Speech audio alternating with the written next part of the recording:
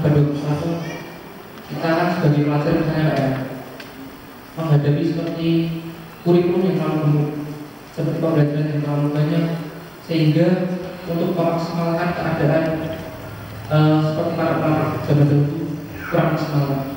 Lalu bagaimana tipsnya agar kita tetap maksimal seperti ulama, tapi tidak meninggalkan pembelajaran kontemporer saat ini. Terima kasih. Wassalamualaikum warahmatullahi wabarakatuh.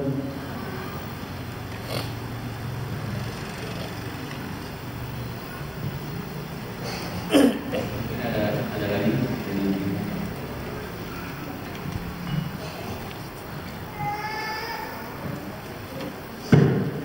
Assalamualaikum warahmatullahi wabarakatuh. Nama saya Pak Yanto. Ini saya bertanya tentang yang anak saya itu kelas 5 SD. Insya Allah nanti rencananya mau saya masukkan pondok. Cuman ini si anak tetap nggak mau. Jadi dia udah nanti pokoknya masuk pondok nggak mau. SMP Islam yang penting pokoknya nggak mau seperti itu. Nah, kan saya lihat kondisi seperti ini Ustaz ya. Jadi kan untuk pondok pesantren itu lebih baik untuk masa depannya. Untuk solusinya bagaimana? Terus karena dia punya adik 3 Ustaz. Jadi adik-adiknya itu ikut-ikutan sama kakaknya kan gitu. Jadi untuk istilahnya ngasih solusi itu bagaimana biar dia juga bisa memberikan contoh yang baik pada adik-adiknya. Terima kasih Ustaz. Assalamualaikum warahmatullahi wabarakatuh.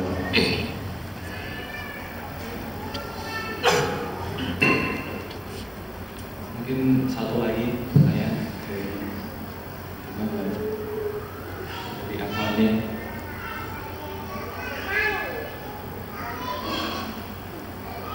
Mungkin dijawab dulu secara buku. Yang pertama tadi tentang kurikulum sekolah yang lalu bagaimana biar seimbang dengan ilmu-ilmu. Yang kedua dari Pak. Bismillah. Pertama tentang bagaimana kita belajar dengan realitas saat ini, di mana kurikulum itu sangat gemuk, memang iya, dan ini sebenarnya dikritis oleh para pakar pendidikan. Saya sendiri kan anak-anak pernah bilang sama anak saya, tapi itu belajar matematika kayak gini sebenarnya faedahnya masih ada. Bisa jawab terus ya. Tidak bisa jawab kenapa? Ilmu itu tidak untuk semua orang. Coba kalau di pasangan itu untuk alat dagang faedahnya apa? Ilmu di pasangan itu faedahnya untuk dagang apa? Cuman itu kan diajari kelas berapa? SMP atau SMA? Tingkat SMP atau SMA? SMP pun banyak hal yang itu hal yang apa? Pemakaiannya tidak general. Ya, di sekolah dasar itu sudah sangat menjurus. Tapi kalau menjurus, ya tidak menjurus, semua dipelajari. Jadinya semua juga harus dipelajari. Kurikulum sangat-sangat gemuk. Ya, memang ini sebenarnya banyak dikritisi oleh para pendidikan ini, dan juga tantangan kita bagaimana bisa kita masukan ya. Maka saya pun lebih senang ketika ada suatu pondok itu memang spesifik. Kalau ilmu itu dilibatkan, ilmu dilibatkan, itu juga tidak terlalu gemuk ya.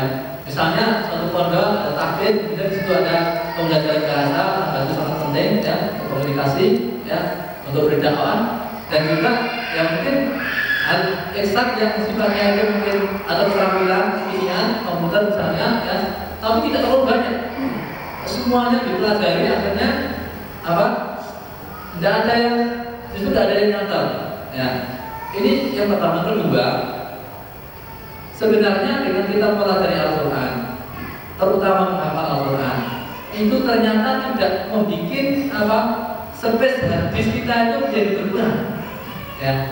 Sebenarnya Allah karuniakan pada kita itu space-nya itu luar biasa. Dan justru ini kalau kita menghafal Al-Quran itu seakan-akan menambah RAM-nya ya. Ya, ini dunia komputer.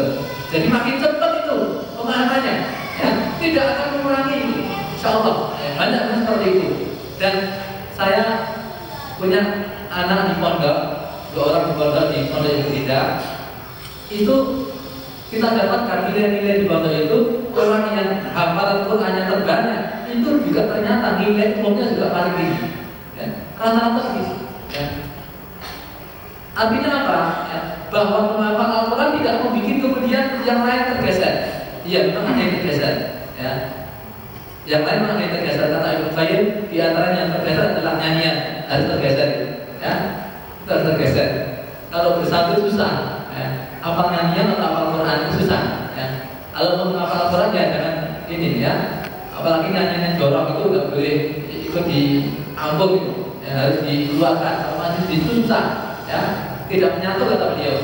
Ya, hadirin yang dimuliakan Allah Taala, ya, itu tentang masalah metode, tentang belajar sesuatu yang benar-benar tentu saja. Ya, makanya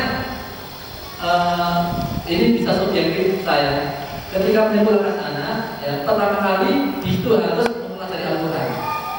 Sekolah itu harus mempelajari Al-Quran. Bagi saya, misalkan sekolah kami tidak mempelajari Al-Quran, tidak usah sekolah di situ. Ini pertama. Kedua, ya, untuk usia-usia dasar SMP, ya, kalau untuk SMA ya, paling tidak SMP itu ilmu-ilmu kontemporer, ya, ilmu umum itu sebaiknya masih dikaji. Karena apa? Kita tidak tahu bakat anak itu gimana. Ya.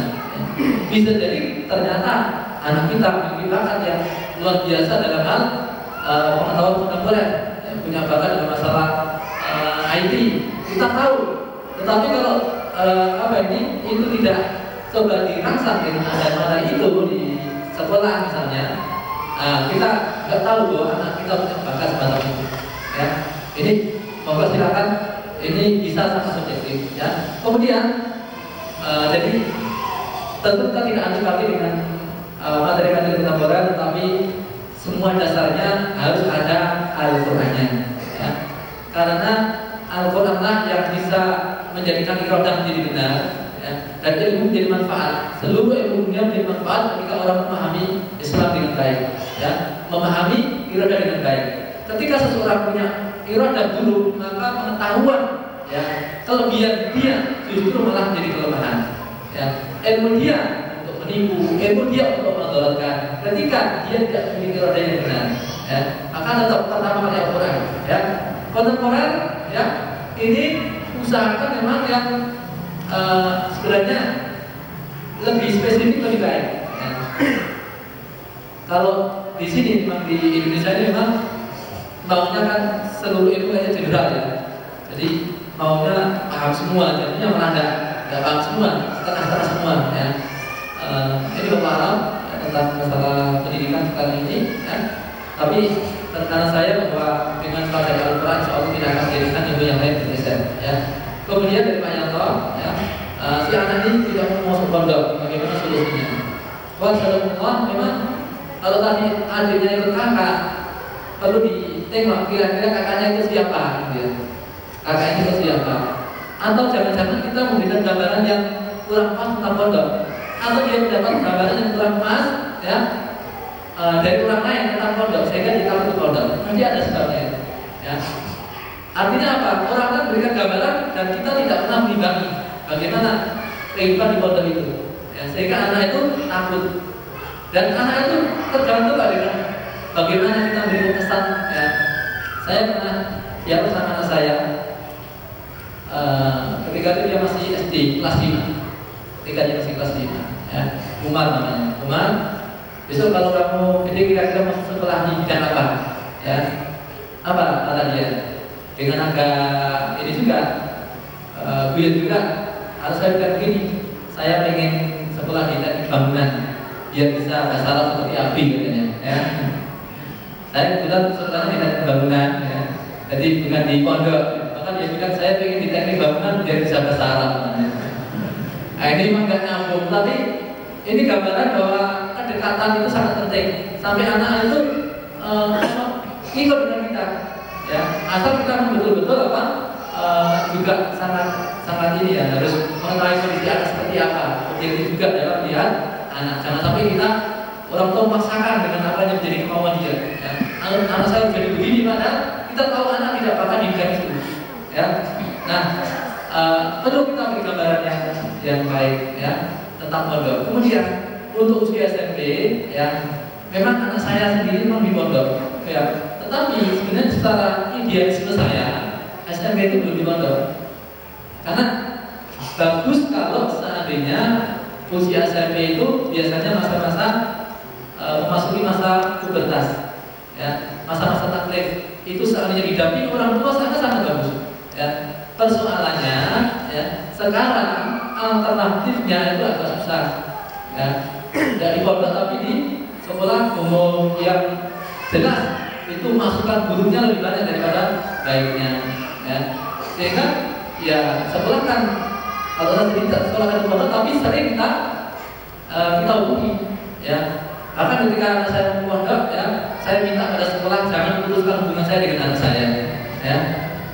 Karena ada yang pondok udah percayakan anak Anda udah nggak usah mikir. Ya. Ini seakan-akan baik, tapi bagi saya enggak. Ya. Ini bisa pertama bisa mematikan naluri seorang ibu atau seorang ayah. Ya. Sebagai seorang ibu atau sebagai seorang ayah. Seakan-akan menjadi orang tua itu kalau anak sudah kelas 6, ya, wis berarti terserah dia anak. Ya, kenapa? Dia cuma dari SPP, ya.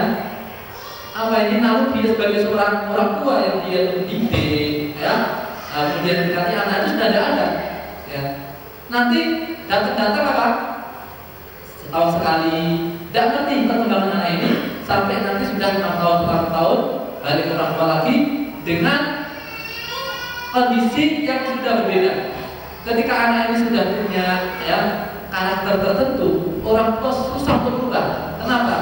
Dinamikanya dia bangun sudah sekian lama 6 tahun, ya. Sinyal sudah hilang anak dengan orang tua. Ya. Makanya meskipun sudah di pondok, tetap orang tua itu, ya, jangan sampai menghilangkan naluri dia sebagai orang tua yang mendidik anaknya. Ya. Jangan kemudian pasrah bapak bayar enggak, ya. Bagi saya tetap, ya, saya kalau sering mungkin nggak masalah, ya. Asal tidak sampai mengganggu dia tadi, ya. Supaya apa? Ini kita masih punya hubungan, ya. Apalagi kita bisa berikan masukan dia, berikan motivasi kepada anak. Ya. Nah ini jadi dua hal ini gambarannya. Bagaimana memberikan gambaran yang menyenangkan tentang pondok, ya. Dan yang kedua, kalaupun SMP belum bisa, ya, tapi jangan sampai salah di sekolah. Ya. Kadang-kadang orang itu kalau di sekolah Kanisius, ya. Oh dia sudah bisa menjaga tanpa anak jalani. Ya. Alhamdulillah ini apa ini betul-betul spekulasi, ya. Udah menyesalkan anak, bayar mana? Kan gitu ya. Ini kan berarti kan datang kepada yang punya sekolah. Ini tolong Pak, anak saya dimasukkan ke neraka. Saya berani bayar sekian supaya anak saya neraka itu. Ya. Dasar ya. Dasar di rumah tua itu dasar, ya. Seakan-akan dia bisa sudah padahal, ya, itu kan kalau orang sudah masuk dalam struktur sekolah semacam itu, ya sudah, ya, akhirnya terbawa oleh arus. Awalnya berdoa, ya, Jumatan, tidak Jumatan kenapa anak masih jam pelajaran, ya. Bagaimana kita bisa aman seperti itu, ya? Apa sih yang dicari, ya? Makanya itu menunjukkan cita-cita orang tua. Sekolah anak-anak di mana itu menunjukkan cita-cita orang tuanya, ya. Mau apa ini? Obsesi orang tua apa itu kelihatan ketika dia sekolah anak-anak di mana dan bagaimana dia mendidik anaknya. Wallahu a'lam. Ada beberapa pertanyaan maksud saya, bagaimana caranya minta pada orang tua agar anak-anaknya didoakan jadi ulama? Karena kebanyakan orang tua zaman sekarang doakan ingin anak jadi orang besar tapi bukan ulama, ya. Dengan cara, ya, kan memberikan gambaran pentingnya memiliki anak sebagai ulama, ya, tentang kemuliaan mereka, ya, dan